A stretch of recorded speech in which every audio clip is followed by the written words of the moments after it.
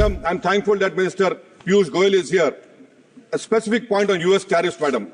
Goldman Sachs estimates that if the US imposes tariffs, this could decrease India's GDP growth by 0.6%.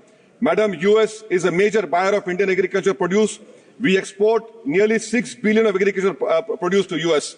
If imposition of higher tariffs will make Indian produce less competitive, affect incomes in the agriculture sector, Madam. We export generic pharmaceuticals to the worth of 18.5 billion to US, just to US, Madam. If US tariffs could significantly impact these exports, Madam. Jewelry and precious metals are at risk because of US tariffs. This industry faces 13.32 tariff differential affecting SMEs engaged in jewelry manufacturing.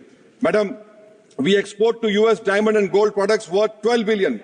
This tariff hike could reduce demand, impact jobs in Surat and Mumbai, Madam. I want a categorical assurance from the Minister and the government that the US tariffs will not be imposed on India from April 2. Bilateral trade agreement is going on, but the phase 1 is due by September, Madam. Can the government tell us that the EU market also has become restrictive? Will this government give a categorical assurance that neither CBM, EUDR will not be imposed on India by you, which will affect 3 billion of Indian exports, Madam, particularly iron and steel, according to economic survey. EUDR, 9.5 billion Indian exports will be affected. Madam, in this supplement demand, MEA is asking 300 crores. Will India get a sanction waiver for Chabar port as we got in 2018?